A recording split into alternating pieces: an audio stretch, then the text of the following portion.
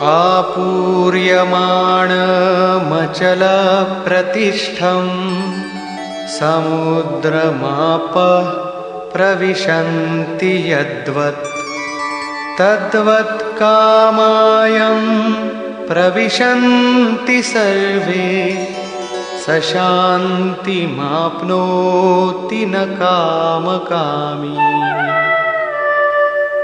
जैसे सब ओर से परिपूर्ण अचल प्रतिष्ठा वाले समुद्र में नदियों के जल उसको चलायमान न करते हुए बड़े वेग से उसमें समा जाते हैं, ठीक वैसे ही परमात्मा में स्थित प्रज्ञ पुरुष में संपूर्ण भोग विकार उत्पन्न किए बिना समा जाते हैं।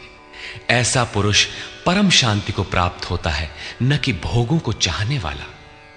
भयंकर वेग से बहने वाली सहस्त्रों नदियों के स्रोत फसल को नष्ट करते हुए, हत्याएं करते हुए, नगरों को डुबाते हुए, हाहाकार मचाते हुए बड़े वेग से समुद्र में गिरते हैं, किंतु समुद्र को न 1 इंच ऊपर उठा पाते हैं और न गिरा ही पाते हैं, बल्कि उसी में समाहित हो जाते हैं।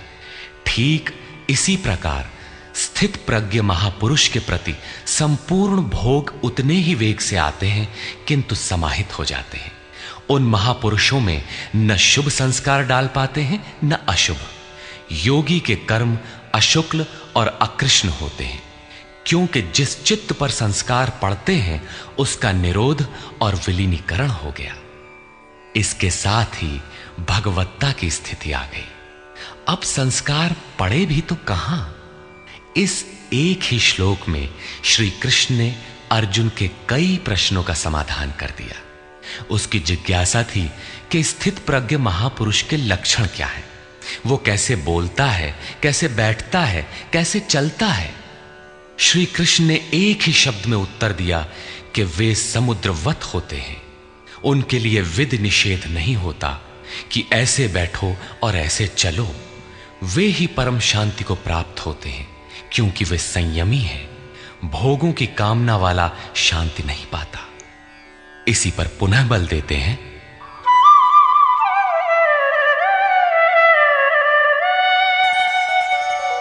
विहाय कामान्यः सर्वान् पुमांश्चरति निःस्पृहः निर्ममो निरहंकारः स शान्तिमधिगच्छति।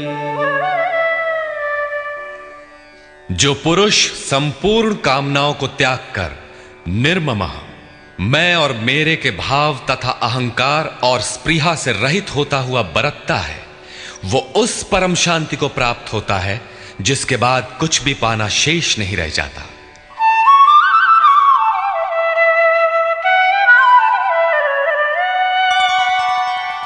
एषा ब्राह्मी स्थितिः पार्थ नैनां प्राप्य विमुह्यति स्थित्वा स्यामन्तकालेऽपि ब्रह्मनिर्वाणमृच्छति।